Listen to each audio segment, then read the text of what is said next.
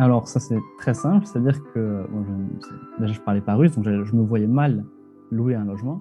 Et en fait le conservatoire propose pour tous les non-moscovites ce qu'ils appellent общежитие. C'est une sorte de résidence. Donc on est à 30 minutes à pied du conservatoire, nous. Et l'avantage c'est que c'est très très peu cher. Je paye environ 5 euros ou 7 euros par mois, toutes charges comprises, ce qui est vraiment ridicule, sachant que les prix à Moscou, je dirais le loyer c'est à peu près comme à Lyon, il me semble. Et Et l'avantage, c'est qu'aussi on est tous entre musiciens. C'est-à-dire que c'est une résidence que pour les étudiants du conservatoire.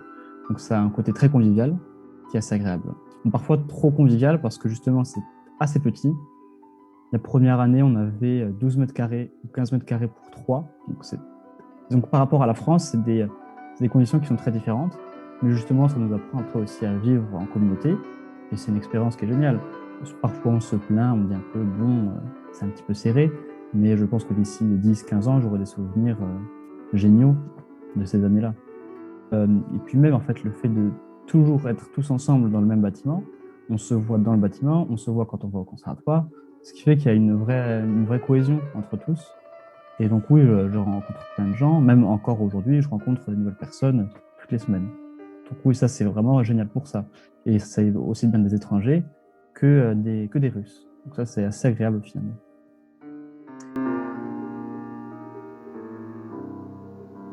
Alors j'ai la chance d'avoir des parents exceptionnels qui m'aident financièrement, mais après la vie n'est pas non plus si chère que ça. C'est-à-dire que le supermarché, je pense, est un peu moins cher qu'en France. Par contre, tout ce qui est restaurant, nourriture à emporter ou choses comme ça, c'est beaucoup, beaucoup moins cher. C'est-à-dire que je peux manger voilà, le midi, je rentre pas ici manger, j'en ai pour 3 4 euros grand maximum, quoi. Donc ça, déjà, c'est des économies. Et après, je sais que si j'avais voulu chercher du travail, on peut facilement trouver des petits jobs à côté, quelques heures par-ci, quelques heures par-là, et il y en a plein qui arrivent comme ça à subsister à leurs besoins. Et je pense qu'ils ont assez vite compris, parce qu'ils ont vu que c'était quelque chose qui me passionnait, que je rêvais d'y aller. Et donc, en fait, ils se sont dit, bah, si c'est ce qu'il faut faire, pourquoi ils ne le tentent pas? Et puis, j'avais aussi les encouragements de ma prof du piano qui m'a dit que, selon elle, même si elle était jamais à la Russie, l'image qu'elle se faisait de la Russie correspondait bien à la personnalité. C'est-à-dire qu'il faut vraiment avoir un tempérament, pas de guerrier, j'ai envie de dire, mais il faut vouloir se battre, quoi. Il faut se dire, je veux y arriver et être prêt à encaisser les coups. Parce qu'il y a des cours qui sont assez durs, c'est plus violent qu'en France. L'enseignement est beaucoup plus rude. Voilà, c'est beaucoup plus sincère. Quand c'est mauvais, ils disent c'est mauvais. Quand c'est bien, ils disent c'est bien. Mais il faut être prêt à entendre toutes sortes de critiques. Et donc, ils m'ont soutenu, ils m'ont dit bah, tente-le. Enfin, si c'est un rêve, pourquoi tu tentes pas? Après, comme c'est un peu loin aussi de la France, ça leur a fait bizarre.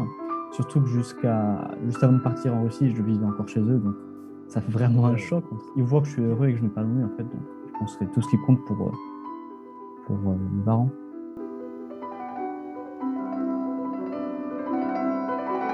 Alors, je suis à Moscou, donc c'est la capitale. C'est plutôt très très grand. Malheureusement, j'ai peu de temps pour la visiter. Et j'ai quand même pu aller à quelques musées. Les musées sont incroyables. J'ai pu aller à beaucoup de concerts en tant que musicien, c'est quand même bien. Et les concerts aussi sont juste géniaux. Et il y en a plein partout, de tous les genres. Après, l'atmosphère est quand même assez particulière de la ville de Moscou. Je trouve que c'est une ville qui est très bien pour les études, mais qui est très dur pour vivre définitivement, je trouve. Parce que déjà, quand on arrive dans la ville, on voit les gens sourient très très peu dans la rue. Tout est froid, surtout l'hiver. En fait, il y a une vraie différence aussi entre l'hiver et l'été, c'est-à-dire que l'hiver, on part travailler, il fait nuit, on rentre, il fait nuit, peu importe les horaires presque, parce qu'il fait toujours nuit. L'été, c'est un petit peu différent avec le soleil, mais il y a quand même cette atmosphère très sérieuse qu'on a moins en France, je trouve même. Alors moi en plus je venais de Toulouse, donc là vraiment ça fait un choc. Mais c'est génial parce que ça stimule pour travailler, ça donne envie vraiment de se donner à fond.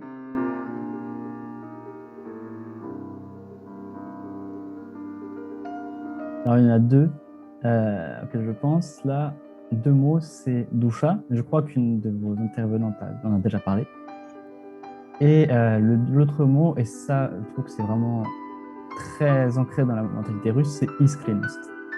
C'est la sincérité, mais c'est vraiment plus qu'une sincérité. C'est une sincérité avec toute son âme. C'est quelque chose. En fait, c'est très difficile de décrire ce mot, mais je sais pas, c'est quelque chose d'extrêmement. C'est comme une sincérité noble et profonde. Voilà.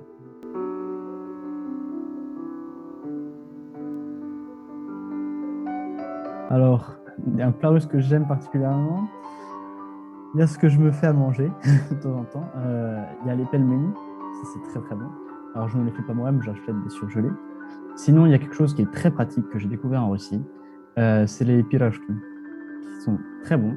C'est en fait comme une espèce de beignet de pain, je dirais, garni avec différentes garnitures. Ça peut être du salé, par exemple patates champignons ou poulet crudité, ou en sucré avec des baies souvent assez acides. Donc ça, c'est très pratique. Dès qu'on a un encas et tout, c'est extrêmement bon, extrêmement pratique. Et aussi, ça va, enfin, c'est pas que ça va avec, mais j'ai découvert une boisson surtout qui est particulièrement bonne et souvent qui divise les gens. Les gens, soit ils adorent, soit ils détestent, c'est le kvass. Alors, je sais pas si c'est vraiment russe ou d'Ukraine, il me semble. Et je crois que c'est une bière de pain ou quelque chose comme ça, très peu alcoolisée et très aromatisée avec des herbes, des choses comme ça. Et ça, moi j'adore en tout cas.